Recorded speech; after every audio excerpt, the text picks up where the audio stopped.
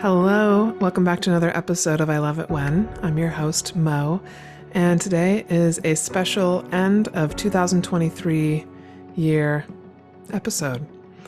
I'm really excited to share some things with you about what I feel like are some of my top lessons from this year. And then I'm also going to share with you an exercise that I often give clients to do that you are welcome to do along with us to kind of look over the year and review and reflect, which is not something that is often easy to slow down enough to do. I want to start off today a little bit differently and have you do a grounding exercise with me. Now, if you're driving, please either pull your car over to do this or pause the podcast and come back when you have a moment where you can just be sitting somewhere comfortably. So wherever you are, I want you to put both of your feet on the ground, flat. Make sure that the rest of your body feels comfortable and that you're sitting up fairly straight. Go ahead and close your eyes. And I just want you to take a deep breath in through your nose. And then exhale for 3, 2, 1. All right, take another deep breath with me. 1, 2, 3.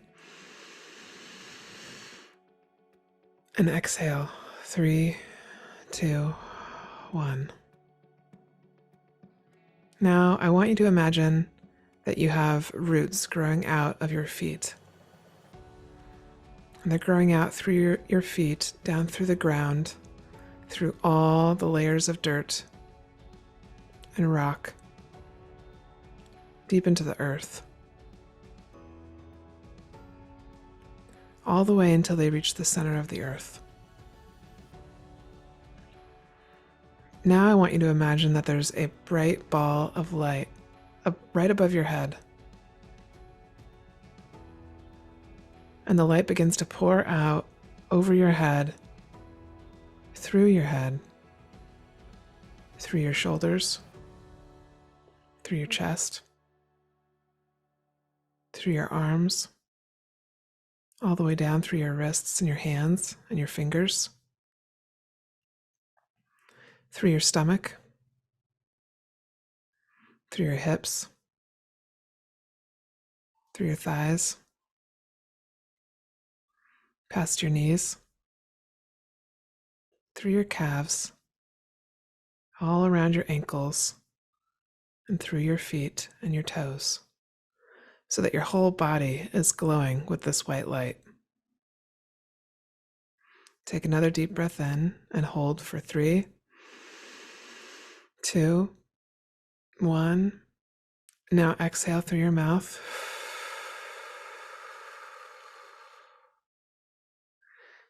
All right, you can open your eyes now. I would love to hear how that felt for you. I felt led to do that the other day when I was on a walk, and I just popped into my Instagram stories and did that. But I feel like there's a need for us to practice more just being conscious and present with where we're at, and more grounding as a collective, as a community. And so if you ever find yourself in the middle of your day feeling anxious, stressed, maybe feeling a little bit of anxiety in your chest or just out of control, take a moment to pause. Ideally, put yourself in a space where there's quiet. Sometimes I'll go, if I'm out in a busy office space, I'll go to the restroom, or I'll find an empty office and turn off the light and just sit in the corner and do this exercise for 3 minutes. And it helps to reset the day for me. So I encourage you to take the time to do that. I just had an experience, and I think part of the reason why this popped up for me, I had an experience last night of a breathwork class with Jason Donaldson, who you all will hear on the podcast here soon. He has spent, I don't even know how many of the last years in Hawaii, teaching and leading breathwork classes and all sorts of different things. He's got an amazing background. And I really feel led to lean more into breathwork practice this coming year, because the breath is just, it's everything for our bodies. And I think so often we find ourselves, we're not even realizing that we're not breathing deeply enough, not enough, period. So if that's ever something that if you've never experienced a breathwork class before, I would really encourage you to find one in your area and try it out. Because if you can take just a few of those simple practices with you throughout your day, you'll find that it will help you to be more present and more conscious in what you're doing and who you're doing it with, and you'll be able to respond more than react. So I highly recommend it. The first thing I wanted to talk about today is this annual review. So I am a very patient person. According to most personality profiles that I've taken, or most of those personality assessments, I always end up in it's like top 2% most patient person in the world. And I know that I've felt that my whole life. And I've also had this mix of like a sense of urgency to do whatever it is that I feel like I'm led to do while I'm here. That being said, it's never been very easy for me to sit and reflect on how the year went, how the last month went. It's not something that I feel inclined to want to do. And so because of that, I often do this with myself when I'm looking at what do I want to focus on in my personal growth.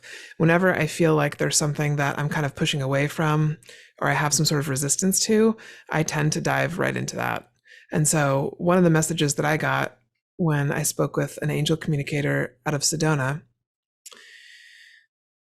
going to blank on her name. I believe her name was Melanie. One of the things that came through for her was that I should sit in reflection once a week and think about how far I've come, how much I've accomplished, and just what my journey has been. And she said that by doing this activity, it would actually help to fuel what's coming next for me. So I have a reminder on my calendar every Monday from noon to 1 to sit and reflect or walk and reflect or whatever it might be, but just to think intentionally about how far I've come. And it's been one of the hardest things for me to do. Sometimes it comes and goes on those Mondays and I don't think twice about it. I don't do anything. And so sometimes I will do it later in the week, and it's nothing formal. It's just sometimes what helps me is to pull up my photos on my phone actually and look through all the different photos from all the last 10, 15 years of photos that I have. And it reminds me of how I felt in that moment, what I was thinking, where I was at, where I wanted to go. And it definitely helps me to bring up feelings of gratitude for how hard I've pushed, how much I've learned, the different people that have come into my life. And so part of doing this annual review, this came when I was sitting in a coffee shop in 2020, right before 2021. Actually, I think it was 2021, the end of that year is the first one that I did. And I just was sitting in a coffee shop and I was like, I should just do some sort of a review so I can see like how many clients did I have each month? What did the year look like? I can't remember everything that happened all at once. And so I took my journal. It's just an empty, regular old journal. And I took 2 pages and I created a calendar, just hand drew out a calendar with a square for each month. And I started going through my calendar and then my photos. And I made note of a high for the month. So something really cool that happened. And then a lesson that I learned. And then I also tracked how many clients did I have that month and what was my revenue for the month. And it took me about an hour and a half to go through all 12 months. And I looked back at it and I was like, this is pretty incredible. This is pretty incredible to see the patterns that happened, the people that came and went, and the different lessons that I learned along the way. And so ever since then, I've just always done it. And I created a PDF using Canva that I now give out to my clients that just says 2023 reflections, and it has the month, and it has in each box a high, a lesson, and then I always encourage people to do whatever other metric you want to do.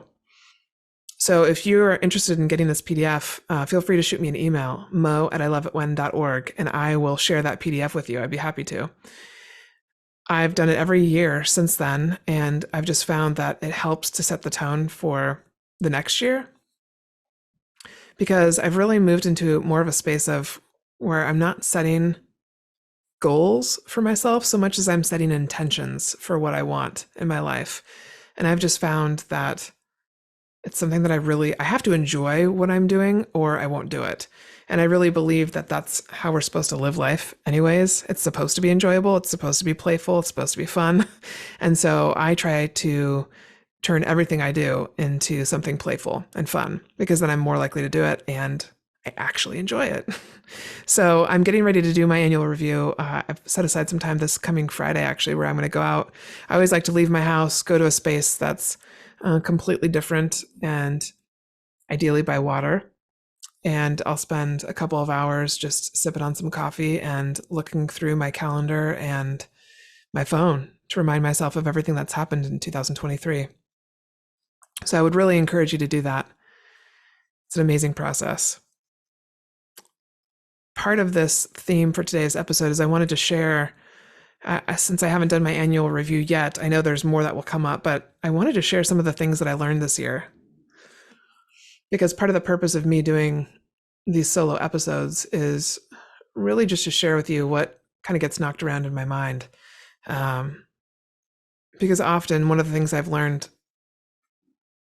many things I've learned in my life so far is that I ask more questions of other people than I do share about myself. So unless you're someone who asks me and is curious, I may not share it. I just feel like I learn more, and I know that I learn more by listening and by bringing my curiosity to other people. So I wanted to share some of the things that popped up for me that I learned this year that perhaps maybe you've learned as well, or you could think about how it might benefit you in 2024. So one of the first things I wanted to share about was I was discounting, and I have been discounting my whole life, what I saw in my imagination. And I receive messages all the time. And so what I mean by this was when I started digging into intuition and I started meditating on the regular, I was listening to all sorts of different spiritual teachers and learning more about how people channel and get messages from spirit or from their own higher selves and their intuition. And I thought, well, that's never happened for me. It's just never happened. Well, the more I practice meditation and the more I talk to people and share with them what I see, the more I've realized, oh, I've been getting messages all of this time. I just thought that it was my head making up stories and using images of things that I'd seen in movies or TV shows or my own life. But what I've learned is that the spirit will use the images you have in your head to communicate messages with you. And it makes sense, right? So for instance, as an example, something I've been having my small group coaching girls do in the last couple months is I had this idea for us all to meditate at the same time at the beginning of our session. And we did specifically a spirit guide meditation on Insight Timer that is really awesome. And it's all about receiving messages from your higher self. And so we all four of us did the meditation focused on just one person in the group. And it was truly magical to see what came out for everyone. Everybody got messages for that person that we were focused on, and it all came through in different ways. And I realized this was so cool. It was a way that I was beginning to see, and they were beginning to see, like how their gifts work within themselves. And so we were doing a meditation for one of the girls, and I saw a log cabin in my head. And I immediately discounted it because it was a cabin that I had looked at renting for a retreat that I was going to host back in 2020. And it's in Cle Elum, or close to Cle Elum, which is in Eastern Washington. And I had gone there twice to look at the property, get a feel for it, make sure that it would fit for what I was looking for. And it was beautiful. It was surrounded by trees. There was a creek that ran along the southwest side of the property, and a huge front entrance, and enough room to sleep 40 plus people, which is what I was looking at. And so that was the cabin that I saw in my head. And I immediately discounted it because I was like, oh, that's just a cabin that I've seen. That doesn't mean that it's for her. My spirit guides were using that image of the cabin to say, like, this is the message for her. It doesn't mean that it's this specific cabin in Cle Elum. There's just something having to do with a log cabin for her. So I didn't write it down because at the time, again, I discounted myself and I just thought, oh, that's just something popping in my head that I've been thinking about, another retreat. And it just came, no, that was a message. And so my brain flicks through images so quickly that I will often discount the first probably 8 to 10 seconds of things that I get. And that's what I'm realizing is those are the messages that are coming through first that I actually am receiving for someone else or for myself, whatever I might be doing. So I've just learned to stop discounting what I know to be true. And that has been just revolutionary. Like it's really changing the way that I move and think and giving me much more confidence in what I know to be true. So I highly recommend that meditation and just practicing with this because it's much easier than you think it is. The second thing, one of the things I learned was that my dreams also contain messages. So kind of like I shared at the beginning of this episode, I often have a hard time pausing and reflecting. I like to move at a much slower pace, it feels like, than most of society.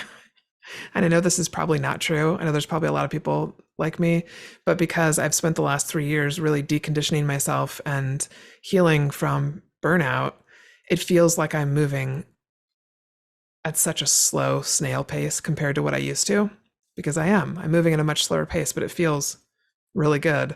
So I've never been inclined to, again, take the time to journal or to write down my thoughts or to track things. But it got to the point where I was having so many dreams that obviously had messages that I couldn't help but, okay, I gotta just jot down some quick notes in my iPhone. So I started tracking them, and two of the ones that came through in the last 6 months one's from longer than 6 months ago, but one of the ones that came through that I've shared in email was one about an orca whale, where I was laying on the beach somewhere and I looked out over the water and there were several orca whales. And all of a sudden I saw my mom riding on top of an orca whale. And they came over to me, came up on the sand, and all of a sudden the orca whale was looking down at me and I was looking into its eyes and it was talking to me. And I couldn't understand what it was saying, but it spoke kind of with a cartoon-like voice. And then I woke up. So for some reason that dream has stuck in my head. And the other one was a really interesting one that I had when I was in Hawaii, actually. And this was a couple of years ago. And I was in a house on a second or a third floor. And I was in the kitchen and I was looking out to the right to where this backyard was. And I saw a woman in the backyard that looked like she was starting to run along the side of the house. And then I looked straight ahead of me and I was in a kitchen. And my friend Leila was in the kitchen. And then on the other side of Leila, there was this woman standing with her back against the wall. I walked in front of Leila, turned and faced this woman. I put my hand up over her third eye, so between her eyebrows. And I started giving her affirmations. And I was saying things like, you are love, you are peace, you are grace. And as I was saying these affirmations, my legs started to fly up under me. So I was literally horizontal, flying at her with my hand over her forehead like that, giving her these positive affirmations. And then all of a sudden I knew that it was time to go. And there was a spiral staircase to the right. And I jumped down the spiral staircase. It was 3 levels to the front door. And at the front door, there was one of my guides who opened up the door and let me out of the house. And then I woke up. And so how do I interpret these dreams? I share them with friends. I just jot down some quick notes because I usually wake up around somewhere between 2 or 4 in the morning and I want to go back to sleep, right? But I just make sure to make a few notes so that when I wake up, I can remember the details and track it. And so I've tracked probably now, 30 to 40 different dreams. And I'm starting to get better, I would say, at deciphering what they mean for me. And a big part of what seems to be coming through is that to remind me that I have agency with the spirit world. I love that word. My boyfriend Tom uses that a lot. He's like, you have so much agency in your dreams. And it's true. I have the ability to decide how I want to move and how I want to be. And there are several dreams where I am telling someone else, no, you can't do that, or no, you're not allowed to do that. And so in the case of this Hawaii dream, I think it was really sharing with me part of what I'm here to do, which is to infuse people, empower them, inspire them, and show them that they have access to their own intuition. So I highly recommend paying attention to your dreams. And if you don't dream at all, you can ask for dreams. So before you go to sleep at night, you can say, please bring me a dream, or please bring me a message in my dream. And you might be surprised at what shows up for you. It's really interesting. One of the other things that I wanted to share about something that I've learned this year is I've experienced more and more with my energy healing through practice with other colleagues that I've met. And it's been fascinating. I really am starting to feel more of my own energy and feel the energy as it passes through me. And so when I do energy healings for people, I now get visuals on all sorts of different things. With one person, I saw a lung flash up. It was like their left, or it was technically their right lung that flashed to my mind as soon as we started. And it turned out there was some work to do there. And so as I've been practicing and playing with it more and really allowing things to flow through and just pop up as they do, it's been really fun to just see that experience grow for me. And I'm really excited to do more of this in the coming future. So really putting myself out there and practicing more has been really beneficial. It's been really cool. And all of these things that I'm sharing, a big part of this has to do with my journey around truly surrendering to more of my intuition and more of what I believe is just flow. So I used to come from a place of, when they talk about, I've talked about this before on the podcast, you want a balance of masculine and feminine energy within you. So we all have masculine and feminine energy. Masculine energy tends to be more action oriented, whereas feminine energy tends to be more receiving type energy. And for a long time, I ran with a lot more masculine energy because that's kind of what we're taught in Western society, is to go, do, take action, hustle and grind to get where you want to be, right? And so a big part of my journey these last 3 years has been to soften and allow and give everything more space and time, which is extremely hard when you're used to taking action. So it's definitely been a journey. There's been some days where I'm like, okay, I have to just accomplish something. What can I accomplish? Let me make the bed, do the dishes, clean the house type of thing. But I've really done a good job, I think, of taking inspired action and then allowing the universe to step in when something else needs to happen. So an example of that would be the retreat that I held this year, the BU retreat in May. I had this vision of it being for 40 people, and it was going to be in, I think it was Wyoming or Idaho. I'd found this beautiful place, this beautiful VRBO, and I was super excited for it. And as it got closer and closer to the time, I had 7 people signed up, and that was not enough. And with these retreats that I used to hold for admin and real estate, I was used to having 35 to 45 people. And so I finally decided I had to cancel it. There was just no way that I was going to be able to do it. Financially, it just didn't make sense. And I never host a retreat or an event where I'm going to end up in the red. I just don't. I can't do it, and I won't do it. And so after I canceled it, I felt led to share that online because I knew that there were people that followed me that like to hear about the retreats. And I also felt like I just felt called to share it. And now I know why. Because as soon as I shared it, I got a message from someone who offered to allow me to use their VRBO in Seattle for the retreat at no cost.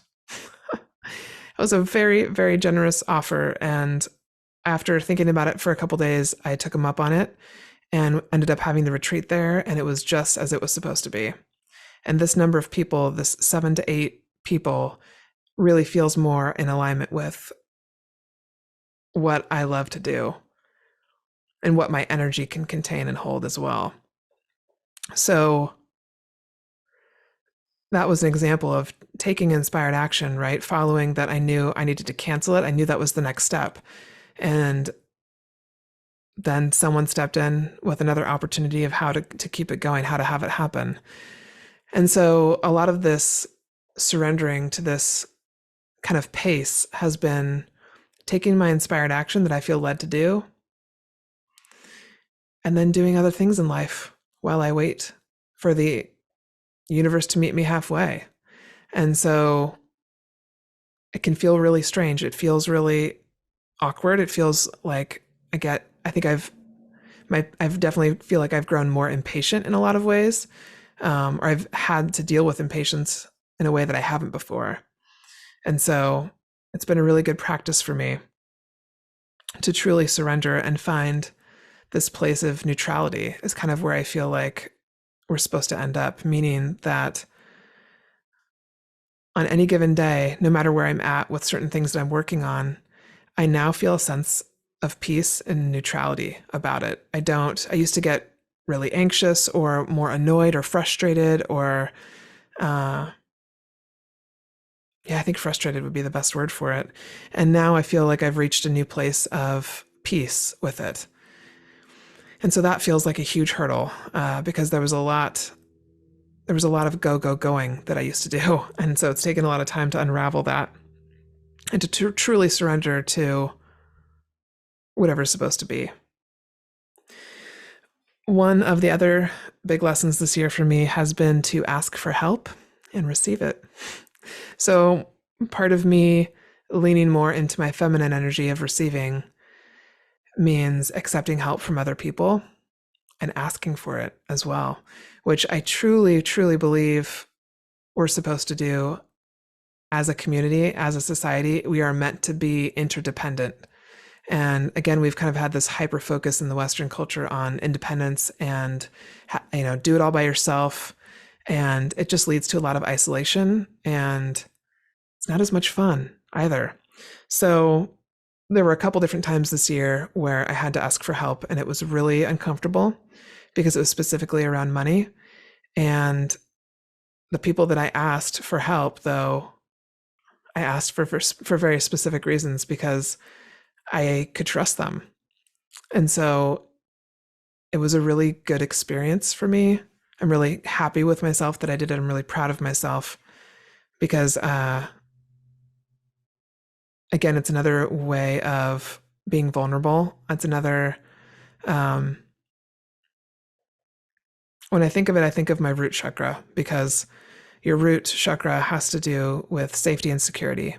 And so oftentimes when we're dealing with scarcity mindset and worry about financials and money, I feel like this is the closest thing to feeling the fear of death for a lot of people.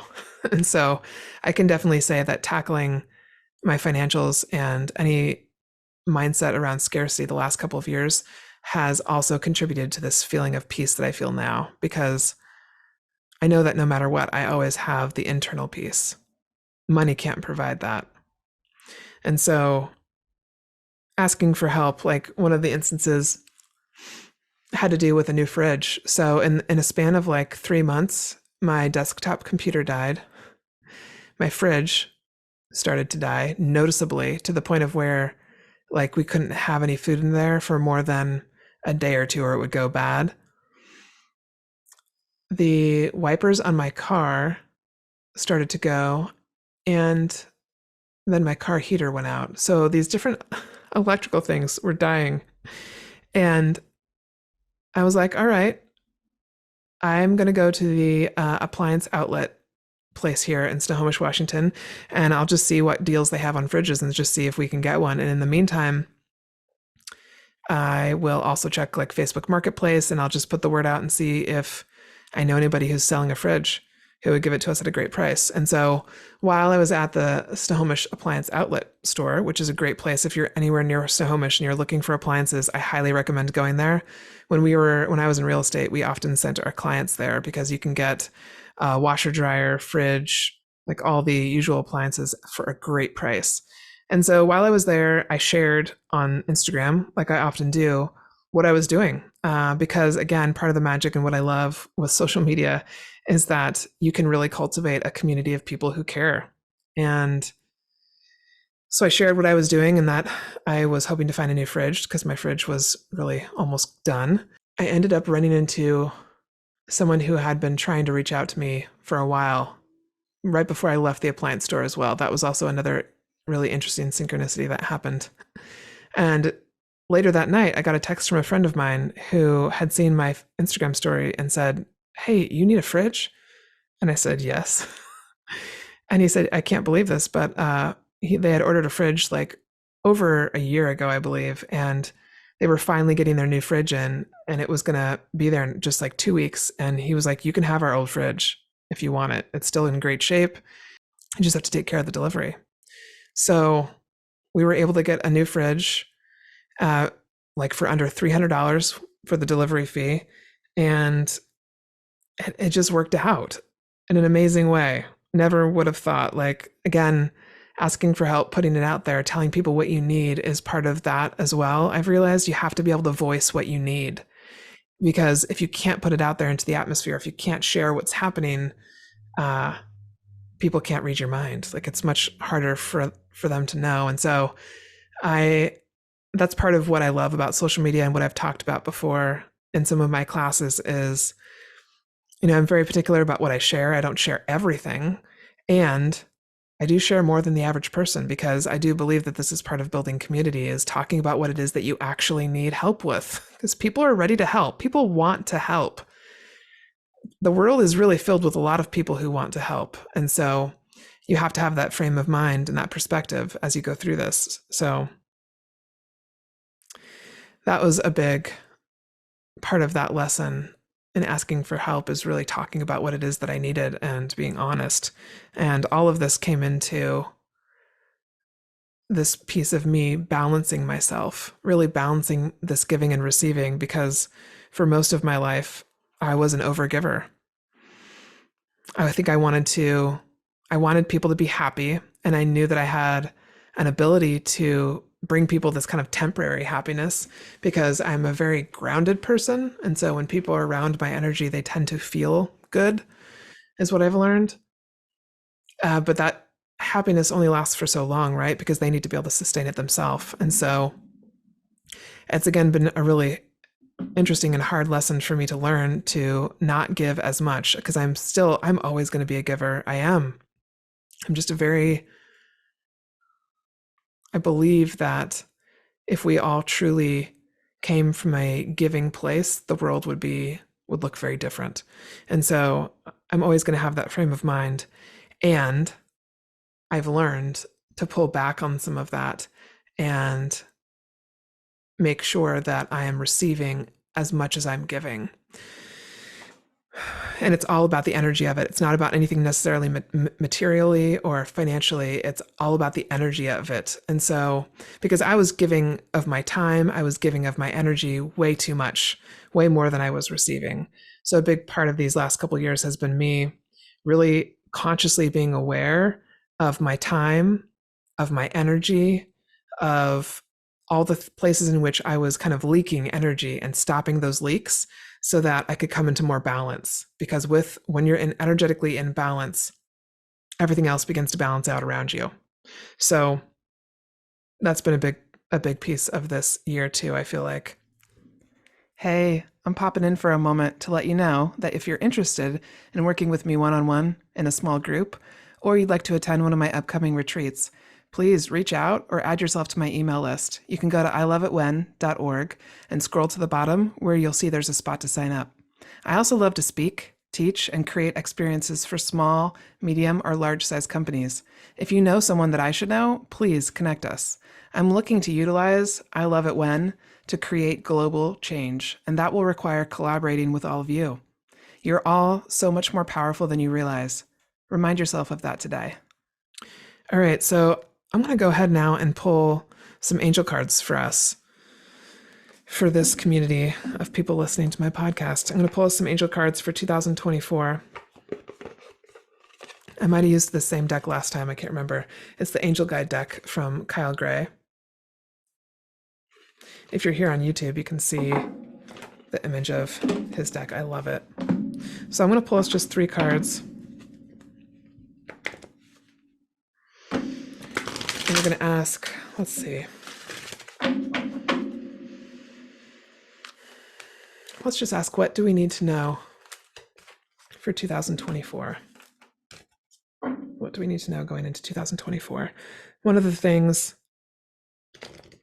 I do for the new year is I set intentions in a way that I discovered through another teacher on TikTok, actually.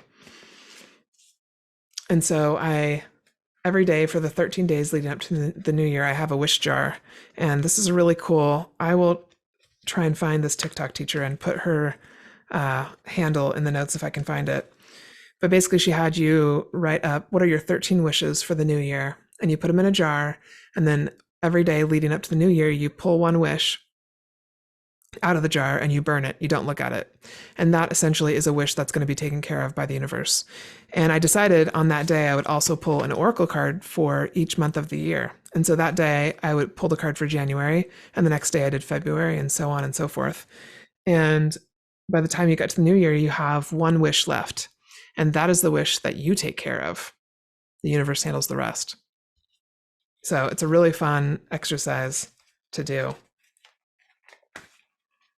All right, so we've got friendship and union.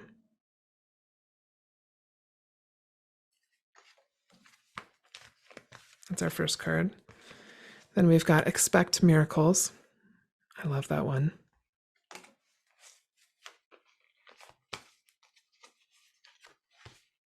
And composure.